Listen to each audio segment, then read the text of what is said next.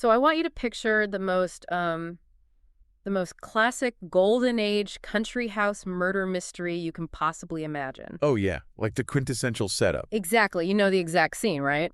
It's a sprawling English estate. It's blanketed in this thick morning mist. Right. And there's a wealthy aristocrat found dead in his meticulously kept gardens. You've got the pragmatic, completely baffled local police inspector scratching his head. Naturally. And of course, a lineup of suspects all sequestered in some wood-paneled drawing room. And they all have very obvious, usually financial motives. Right. It's the cozy mystery formula we've all been, heavily trained to decode over the decades. We look for the mess. We look for the presence of violence. Yeah, exactly. We wait for the brilliant detective to whip out the magnifying glass and find, like, a strange footprint in the mud or a bloody dagger hastily shoved into the hedgerows or maybe a forged will hidden in a desk drawer. We want the physical intrusion of chaos into a perfectly ordered world. But what if, and this is where it gets really interesting, what if the primary clue to a fatal encounter wasn't a footprint?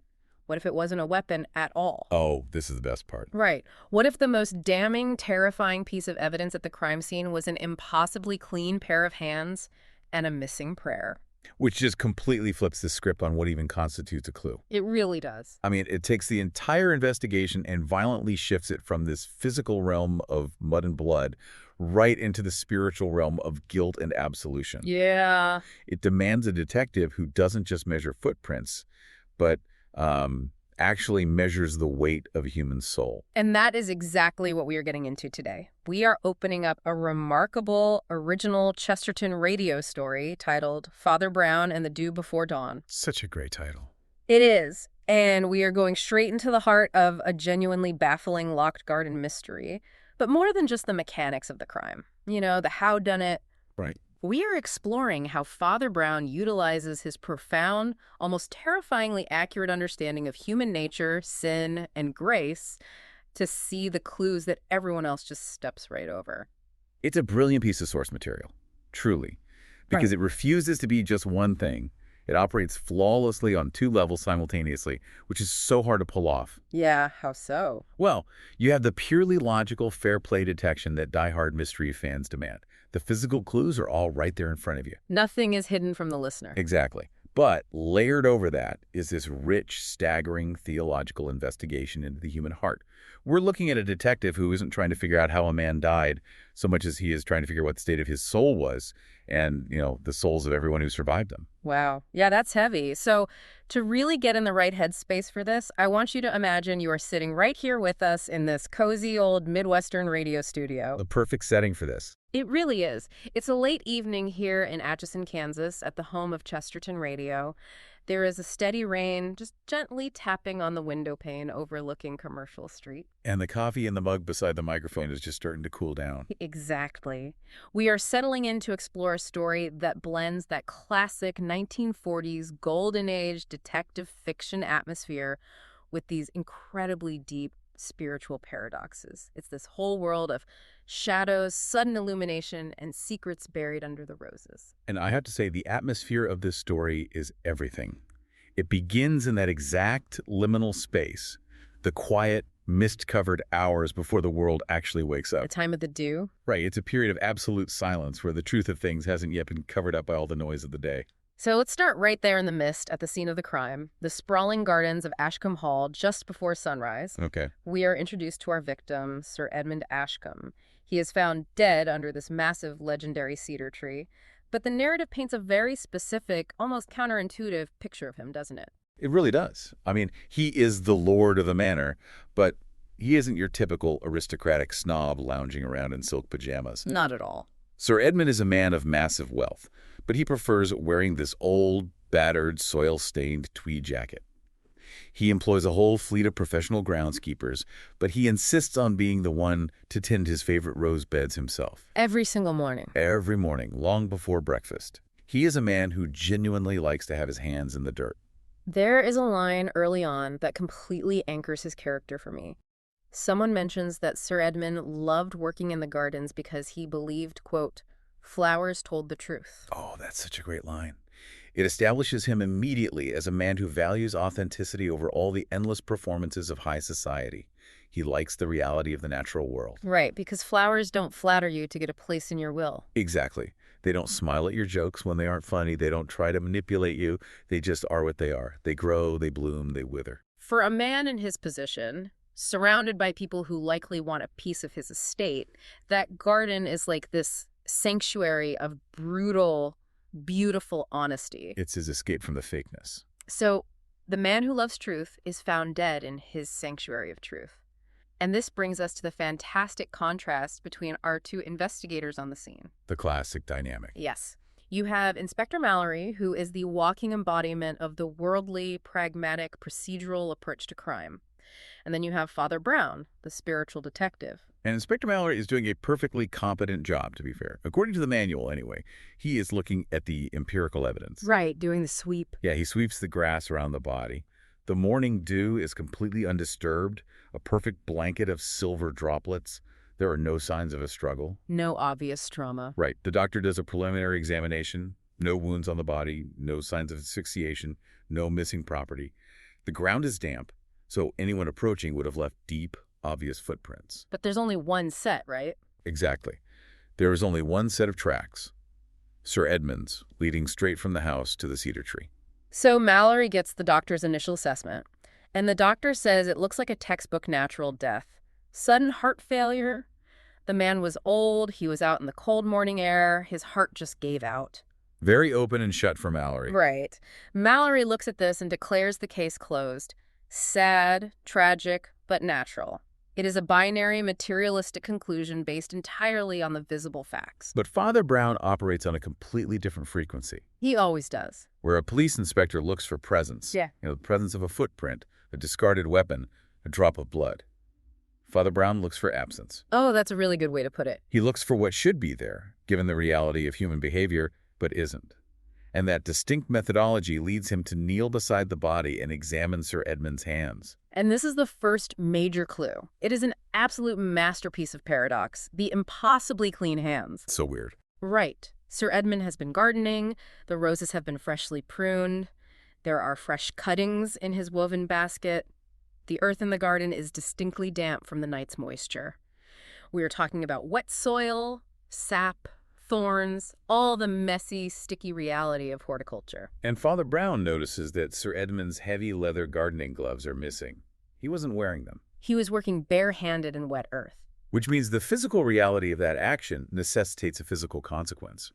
Dirt under the fingernails, stains on the palms. Yet when Father Brown lifts the dead man's hand, he sees that Sir Edmund's fingers, his palms, his cuticles are completely, flawlessly pristine. There's not a single speck of dirt on them. They look like they've been scrubbed by a surgeon before an operation. It is physically impossible to reconcile the action with the result. You just cannot prune roses in damp earth with bare hands and maintain perfectly clean fingernails. The physical universe does not allow for it. No, it doesn't. Think about it like, okay, imagine walking into a bustling, high-end bakery.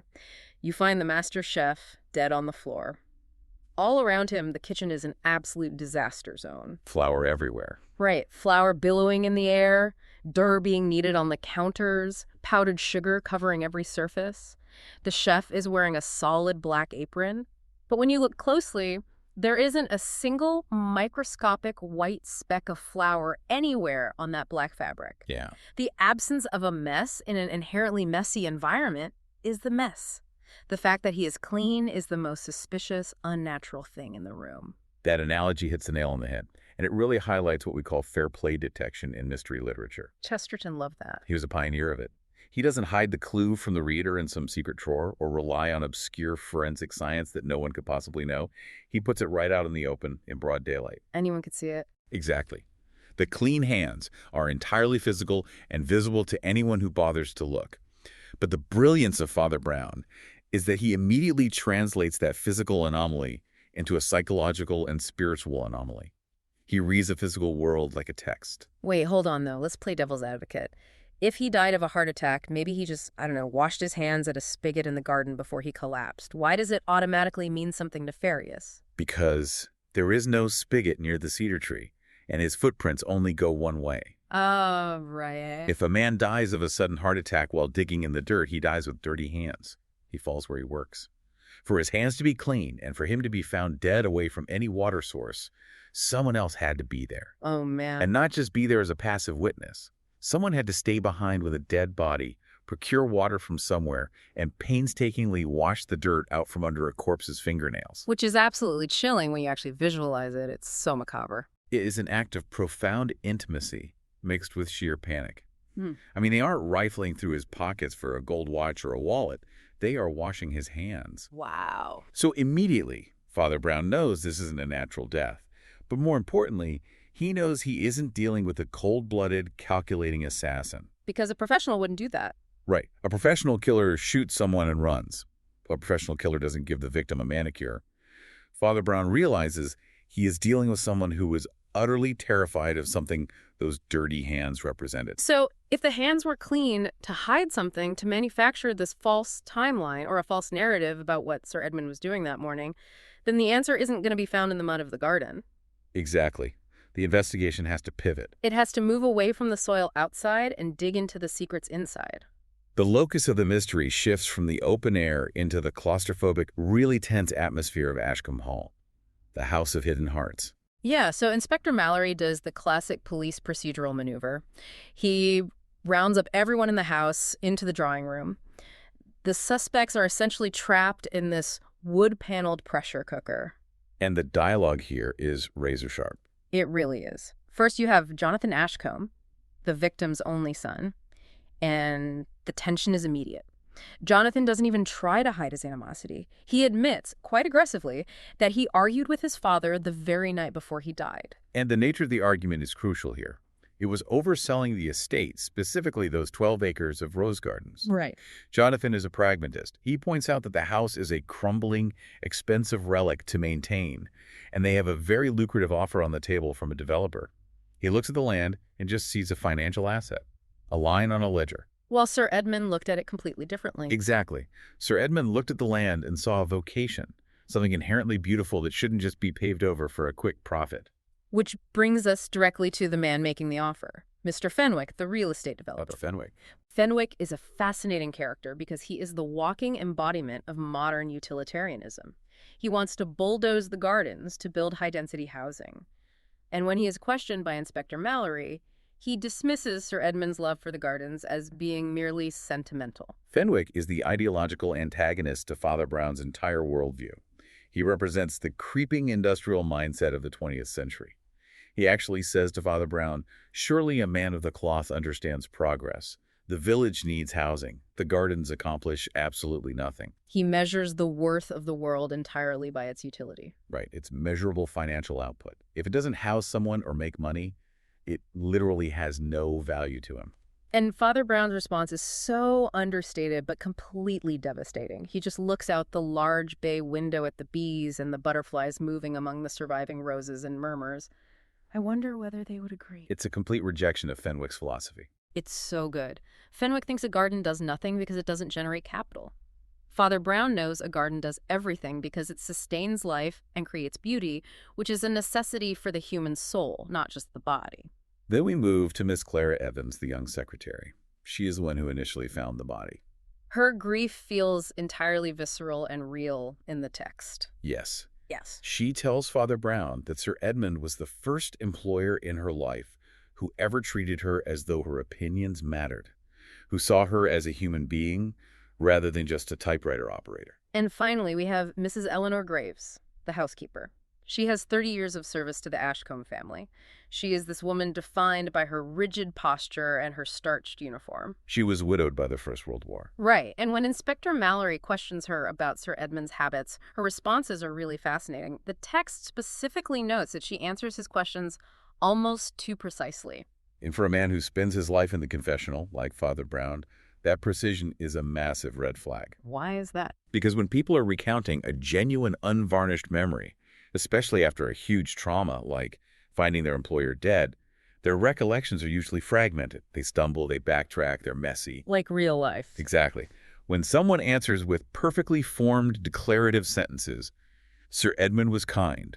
He attended church regularly. He paid his workers a fair wage," it means the answers are rehearsed. Oh, wow. They are building a fortress of absolute, undeniable truths to hide one very specific, devastating lie right behind it. That makes so much sense. So as Mrs. Graves is dismissed from the interrogation, a crucial physical clue literally drops into the narrative. She turns sharply, and a folded, crumpled piece of paper falls from the pocket of her apron onto the rug. Just wait there. Father Brown, always observant of the small things, picks it up. It's half of a page, violently torn from a small, fine-print prayer book. It is the physical debris of a spiritual crisis, a ragged edge of paper that hints at an incredible internal violence. We will come back to the significance of that torn page because it really is the hinge of the entire mystery. But while Mallory is busy chasing these obvious financial motives, the developer who wants the land, the son who wants the inheritance, Father Brown just goes wandering through the house. As he does. Right, he ends up in the library. And hidden away, wedged between two thick, dusty gardening encyclopedias, he finds a secret, untitled leather notebook. Now, in any standard mystery, the secret notebook is the smoking gun that reveals the victim was actually a monster. Exactly. You open it expecting a ledger of blackmail payments or a list of illicit affairs or records of embezzlement. It's the trope that turns the victim into the villain, giving everyone in the house a perfectly justified motive for murder. But Chesterton flips it entirely. Father Brown opens this notebook, and instead of a ledger of sins, he finds a litany of grace. It's a list of names from the village and the surrounding county. And beside each name is a short, anonymous record of an incredibly generous act. Loan forgiven, debt canceled, widow's rent paid anonymously, medical bills covered. Sir Edmund wasn't just breeding roses, he was secretly saving people's lives. And he was doing it with zero desire for recognition. At the very end of the notebook, written in his own hand, Father Brown reads this guiding motto: "Mercy is safest when forgotten by everyone except God." So Sir Edmund was a man of hidden sanctity. But this completely breaks the golden rule of the genre. If a victim is secretly cruel or manipulating everyone, sure, they all have a motive to kill him. But the victim here is secretly merciful. He is forgiving debts and saving families. Why on earth would mercy be a motive for murder? That is the exact terrifying paradox Chesterton wants to explore. Yeah. It requires us to really look at the dark, defensive psychology of human pride. To understand why radical mercy could actually provoke someone to murder, we have to look at the conversations Father Brown has outside the walls of the house. He wanders down to the village and talks to the blacksmith, Wilkes, a man who grew up alongside Sir Edmund. What does Wilkes say? Wilkes tells the priest with a hint of disdain, he forgave too easily. Wilkes talks about how people took advantage of the squire, tenants who lied about their crops, servants who skimmed from the accounts. And Father Brown gently points out that being cheated is a costly lesson for a man to learn, and Wilkes replies, the cheapest one there is. Meaning, it's far better to be cheated out of a few pounds than to allow cynicism and bitterness to rot your own soul. Exactly. But the truly devastating explanation of this paradox comes later, during a quiet conversation between Father Brown and Jonathan Ashcombe in the conservatory. Oh, this scene is so powerful. Jonathan, stripped of all his earlier bravado, admits that his father constantly disappointed him. Why? Because he refused to punish people. He forgave men who cheated him. He forgave servants who stole. And then Jonathan delivers one of the most heartbreaking lines in the story. He even forgave me. I hated that because it meant he always believed I could become better. I was tired of being believed in. I was tired of being believed in. That line is a gut punch. It is so deeply, uncomfortably relatable. It explains the crushing burden of grace. Think about it. If someone hates you, or if they punish you harshly, you can easily justify your own anger. You can wrap yourself in a warm blanket of self-righteousness. Yeah, you can just be mad back. Right. You can say, well, they are cruel and unreasonable, therefore my own flaws and my own resentments are entirely justified. The punishment balances the ledger. But if someone completely forgives you, if they show you absolute, unmerited mercy and continue to believe in your potential for goodness despite your repeated failures, that places an unbearable expectation on you. It strips away all your excuses. You can't play the victim anymore. Precisely. Forgiveness acts as a mirror that reflects your own brokenness back at you. And to a proud heart, or a heart that has settled comfortably into its own cynicism, that mirror is agonizing to look into. Sir Edmund's relentless, quiet mercy was an existential threat to people who desperately wanted to stay exactly as they were. True goodness can be incredibly abrasive to the ego. So, we have established this profound psychological motive. This hidden life of radical mercy might actually be the catalyst for the tragedy. But if the confrontation didn't happen out under the cedar tree where the body was found, where did it take place? Where on this sprawling estate does someone go to confront their own need for mercy? Well, Father Brown realizes that to find the true scene of the crime, he needs to look for a place of confession. And that leads him straight to the little stone garden chapel nestled on the edge of the estate, a tiny, simple building where Sir Edmund went to pray every morning after he finished tending his roses. Father Brown walks into this dim, quiet space, and once again, he is reading the physical environment like a spiritual text. He walks up to the altar.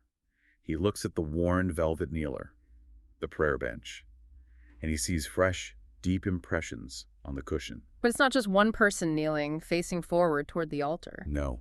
There are two distinct impressions, and they are facing each other. Which completely changes the geometry and the purpose of the room. It means the chapel wasn't used for solitary contemplative prayer that morning. It was the site of an intense, intimate confrontation. It was a confession. Two people, kneeling face to face in the quiet of the morning, dealing with something monumental. And there, on the floor near the kneeler, he finds the source of that torn page Mrs. Graves dropped in the drawing room. He finds a small, leather-bound prayer book. He turns to the page that was ripped out, and he matches the jagged edge perfectly with his memory of the fragment. It's Psalm 51, the great psalm of repentance. But the tear wasn't random at all. The missing piece, the part that was violently ripped away, contained the plea, "Have mercy upon me." The part left behind, still bound in the book, read, "Create in me a clean heart, O God." It is arguably the most symbolically loaded clue in the entire story. Someone physically, violently destroyed the concept of mercy while desperately clinging to the desire for a clean heart. But why? I mean, if you've just committed a murder, your adrenaline is spiking, you are in danger of being caught at any second. Why take the precious time to carefully tear a specific phrase out of a prayer book? Because the killer isn't a mastermind acting out of cold, calculating logic. Yeah. They're acting out of immense spiritual trauma. Father Brown sums it up perfectly when he mutters, "It is a dangerous thing when someone wishes to keep renewal while tearing away mercy." What? The killer couldn't physically stand to look at that word. They had just done something unspeakable in the very face of mercy, and looking at that prayer was condemnation they couldn't endure. They wanted the clean slate, the clean heart, but they couldn't stomach the mercy required to get it, because accepting mercy requires admitting you are broken. Which perfectly explains the frantic, almost absurdly contradictory nature of the cover-up. Let's break down the staged evidence, because it proves your point about panic versus calculation. First, as we discussed, the killer washed Sir Edmund's hands to make it look like he collapsed and died before he ever started gardening. Yes. But in their terror, they made a massive, glaring error. They took his perfectly dry leather gardening gloves and placed them neatly on the table by the back door of the house. Right. It's a complete logical collapse. If he was just heading out to the garden and died on the way, he would have had the gloves in his pocket or his hands. If he died before he even went out, why were they laid out as if he had just returned and taken them off? The staging contradicts the narrative they are trying to build. And then there is the bizarre incident with the broken window in the library. During the interrogations, a servant hears a loud crash. Inspector Mallory runs in, finds the large library window smashed, and muddy footprints on the sill. It looks exactly like a classic break-in. A burglar smashed the window, rifled through the desk, heard the police in the other room, and ran back out. But Father Brown walks up to the window and points out one devastating, incontrovertible physical fact. The physics of the shattered glass. Exactly. The window pane was shattered inward, yet nearly all the fragments of glass are resting neatly on the Persian rug inside the library. Which is impossible if it's a real break-in. If someone is standing outside in the garden and swings a crowbar to break in, they smash the glass inward. The momentum carries the glass into the room. But Father Brown notes that if a thief breaks in, steps inside, and then runs back out, their muddy boots would crunch that glass into the rug or kick it back outside. And the footprints lead outward, but the glass pattern doesn't match an outward exit. Right. Father Brown realizes that someone inside the library took an object, smashed the glass to make it look like someone came from the outside, and then made the fake muddy prints. It's an inside job designed to look like an outside threat. The killer here is not Moriarty. They aren't playing 4D chess and anticipating the police's every move. Think of like a panicked kid who spills a glass of grape juice on a white carpet. Well, that's a good comparison. In their absolute mind-numbing terror of getting caught, they try to dry it with a space heater, get too close, and accidentally set the drapes on fire. The cover-up wasn't a cold calculation to misdirect the police.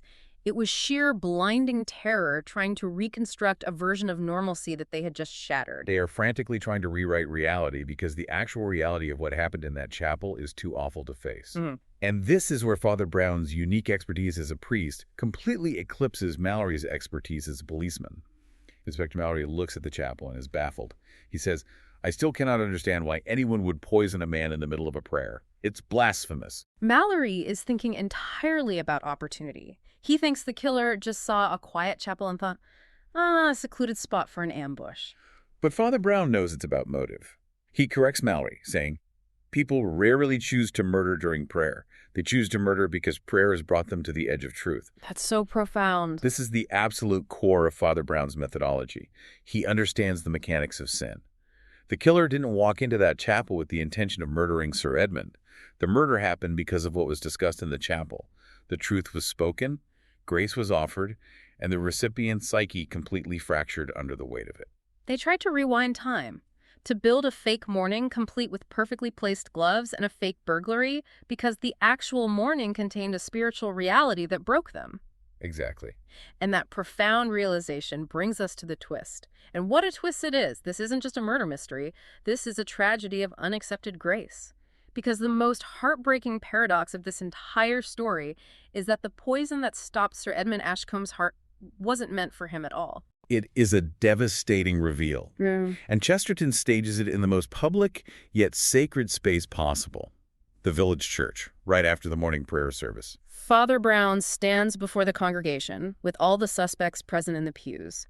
But he doesn't deliver a traditional theatrical detective's denouement where he points a dramatic finger and shouts, "J'accuse!" No, not at all. He doesn't gloat about his cleverness. Instead, he delivers what sounds exactly like a homily. He tells the congregation the story of what actually happened in the garden chapel before dawn. He says a visitor came to the chapel that morning carrying a terrible, heavy secret, a burden they had carried for decades, believing they had committed a sin utterly beyond forgiveness. And we finally learned who that visitor was. It was Mrs. Eleanor Graves, the rigid, precise housekeeper. The emotional weight of the scene is immense. Mrs. Graves breaks down and confesses right there in the pew. She explains the true nature of her 30 years of performative stoicism and grief. Her husband died in the trenches of the First World War. But he didn't just die in combat. No. She reveals to the church that before he deployed, she had begged him, screamed at him, not to volunteer. She told him he was a fool. He went anyway, out of duty, and he was killed in the mud of France. And for 30 long years, she carried this warped, crushing survivor's guilt, convinced that her lack of support, her angry parting words, had somehow doomed him, or that she was fundamentally responsible for his death. It's a very real, very human type of psychological trauma, especially contextualized in the aftermath of the Great War, which just hung over England like a shroud. She had internalized this guilt so deeply that it became the foundation of her entire identity. She couldn't let it go. She believed she was beyond redemption, a blight on the earth, and that everyone, Sir Edmund, her colleagues, the world, would be better off without her. So she went to the garden chapel that morning carrying a small vial of rare cardiac poison. She went there to commit suicide before the house woke up. She had already poured the poison into a cup of tea she brought with her to the chapel. She was kneeling there, weeping, ready to drink it and end her life, when Sir Edmund walked in unexpectedly after tending his roses. And here's where the story transcends the genre and becomes a profound meditation on grace and our shared broken humanity. Sir Edmund finds her there, weeping over a cup of tea. And instead of acting like the lord of the manor reprimanding a servant, they talk. And Mrs. Graves discovers that the wealthy master of the estate, the man who seems so serene and unbothered among his perfect flowers, carries the exact same crushing burden. Wait, really? Yes. He confesses his own survivor's guilt to her. He was slightly too old for the front lines. He felt he should have been the one to die in the war, not her young husband, not the millions of young men who didn't come back. Oh, wow. He reveals that he spent the last 30 years trying to anonymously pay off his unpayable debt of survival by doing good deeds, by forgiving loans, by playing the secret saint. Which explains the notebook. Exactly. He tells her the truth that they both need to hear. that God had forgiven them both long ago.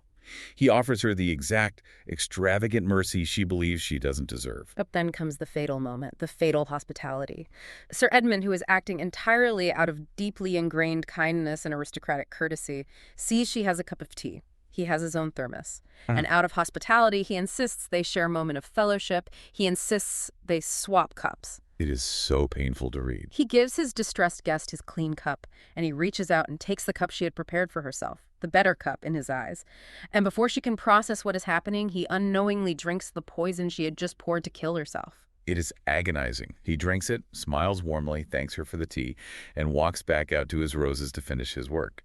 And Mrs. Graves is left kneeling there, paralyzed by shock, horror, and shame, watching him walk away. She watches him walk out into the mist, desperately hoping maybe it won't work, maybe the dose wasn't strong enough.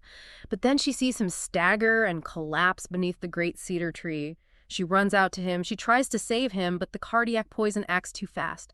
He dies right there on the wet grass. And this finally, tragically, explains the central mystery, the meaning of the impossibly clean hands. Exactly. When she realizes he has died, and not only died, but died essentially taking a bullet, meant for her, taking her poison and saving her life, her mind simply snaps. The reality of his sacrifice is too large, too overwhelming for her fragile, guilt-ridden psyche to process. So her immediate traumatized response is to hide everything. If no one knows they met in the chapel, no one will know she tried to kill herself, and no one will know she accidentally murdered the best man she ever knew. So she acts purely on panicked instinct. She gets a basin of water. She kneels beside his body and carefully, frantically scrubs his hands to remove the soil and the sap. She makes it look like he dropped dead of a sudden heart attack on his way to the garden before he ever touched the earth, before he ever went to the chapel. She attempts to literally erase the timeline, to erase her overwhelming guilt. It is absolutely brilliant plotting. It ties the central physical clue of the mystery directly to the deepest psychological trauma of the characters. It really is. I want to ask you, as someone who studies these texts deeply, to analyze the underlying themes here. We talked in the intro about Christian imagination and sacramental vision. How do those concepts manifest in this exact terrible moment of the story? Well, sacramental vision is the profound theological idea that the physical, material world is infused with spiritual reality. That ordinary, everyday things, water, bread, wine, or in the context of this story, the soil of a garden, a cup of morning tea, the washing of hands, can carry immense spiritual weight. Sir Edmund dies precisely because of his sacramental view of hospitality. Sharing a cup of tea in that chapel wasn't just a polite British gesture. To him, it was an act of communion. It was a physical sharing of life and fellowship with a suffering soul. Yes, he dies because he is generous to a fault. And Father Brown is the only one who sees this because he understands the architecture of the confessional. Exactly. Inspector Mallory only sees the mechanics of a crime motive, means opportunity. He looks at a dead body and sees a violation of the law. Father Brown sees the mechanics of the soul, despair, temptation, guilt, panic, and sacrifice. His understanding of human brokenness, which he didn't learn in a police academy but by listening to thousands of tearful confessions in the dark, allows him to look at this bizarre, contradictory crime scene and realize this isn't an act of malice. This isn't a murder for inheritance. This is a tragedy born of despair. Because a cold-blooded killer doesn't do what she did. Right. Cold-blooded, calculating killer doesn't gently wash a victim's hands. Only a broken heart does that.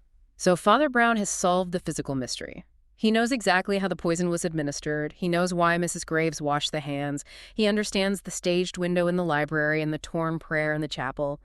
But the deep dive doesn't end there, and neither does Chesterton's story. Father Brown doesn't leave the narrative at the point of utter despair. He leaves it with a symbol of renewal. Which brings us to the resolution. The dew before dawn and the white rose. We have to circle back to the title of the story, because in Chesterton's world, titles are never accidental. Father Brown's early, seemingly throwaway reflection on the dew is actually the thematic key that unlocks everything that happens. Let's read that quote again because it's genuinely beautiful writing. Yeah, let me find it. Okay, Father Brown is walking through the mist in the early morning, looking at the wet fields glistening in the pale light. He says, "There is something wonderfully extravagant about dew. No one asks for it. No one earns it.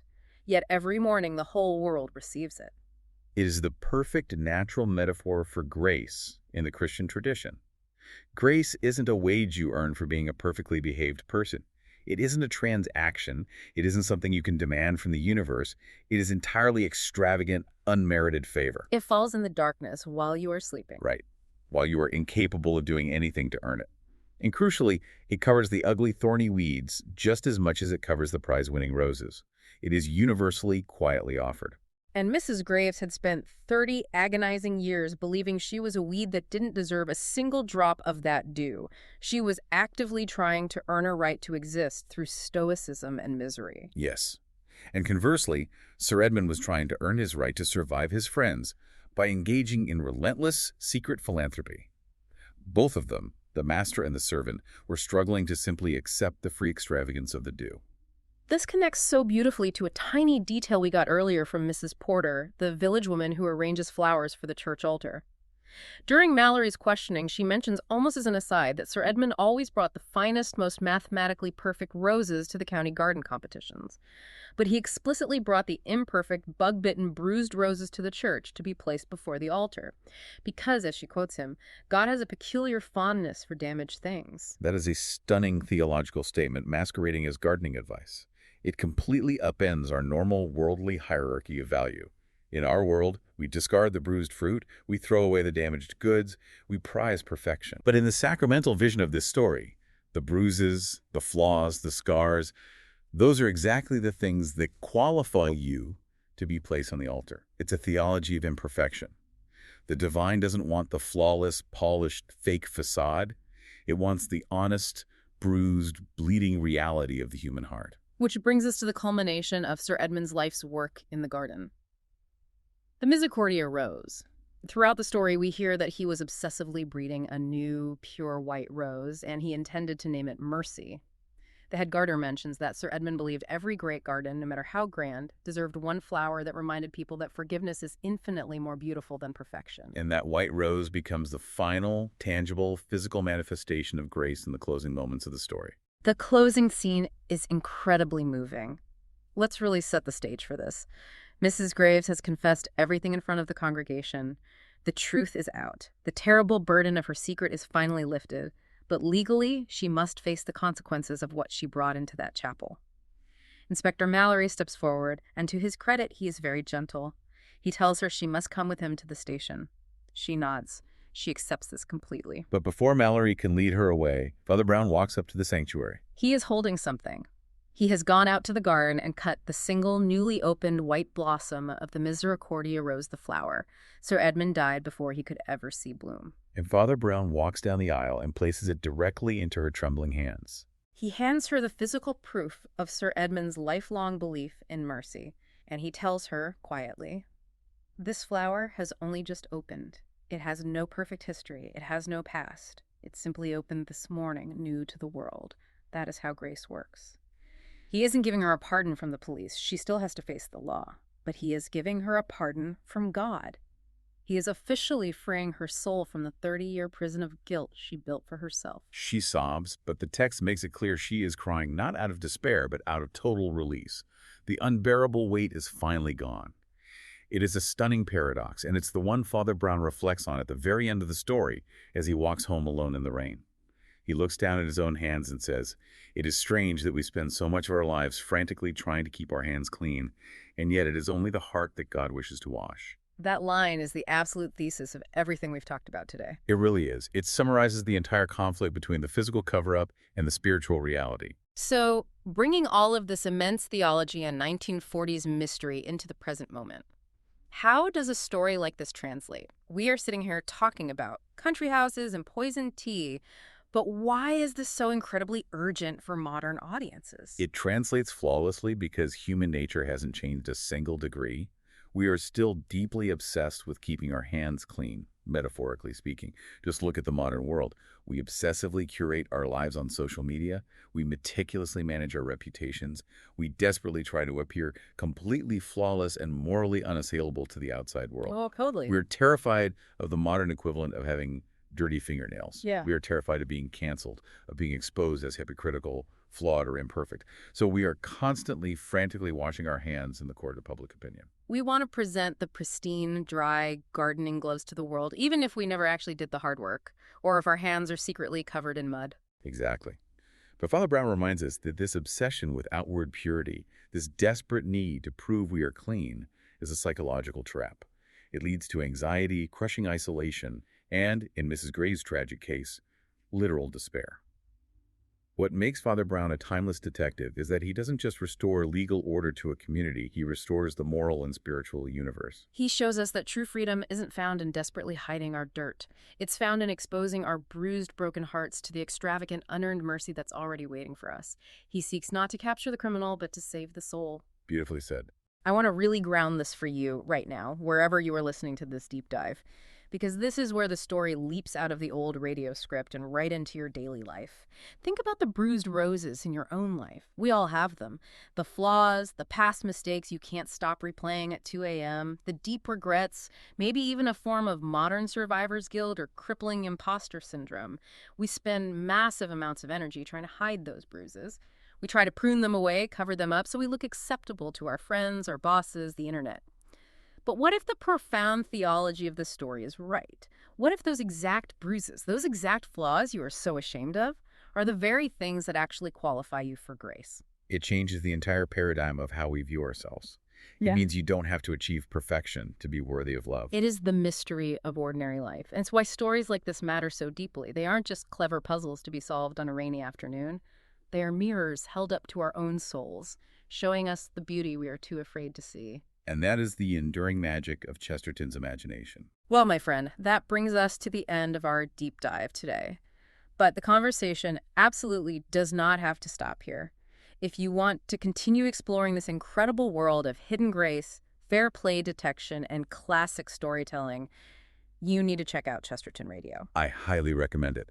It is an absolute treasure trove for anyone who loves mystery, literature, theology, and the lost art of old-time radio broadcasting. You can find their 24/7 live stream at live.chestertonradio.com. It is always on. They have original Father Brown mysteries just like this one, classic radio dramas, deep literary dives, and a fantastic daily morning prayer broadcast. It is a completely listener-supported mission dedicated to preserving stories, ideas, and that essential sense of wonder we talked about today. It's a wonderful community. It really is. So thank you for spending an hour in good company with us. We hope you felt like you were right here in the little station on Commercial Street in Atchison, Kansas, where the rain is still tapping on the glass, the coffee is finally gone, and the open door is always on. It's been a privilege. I want to leave you with one final, totally new thought to mull over today as you go about your week. We live in an era of the digital permanent record. Every mistake, every bad take, every error in judgment is cataloged, screenshot, and preserved forever in the cloud. We have built a society that fundamentally does not believe in forgetting, but nature gives us the due. Every single morning, the world is physically washed and renewed, covering the dirt of yesterday. So the question is, in a world obsessed with permanent records and keeping receipts, are we losing the spiritual capacity to accept and to give the extravagant, unearned due of true forgiveness? Think about it. We'll see you next time.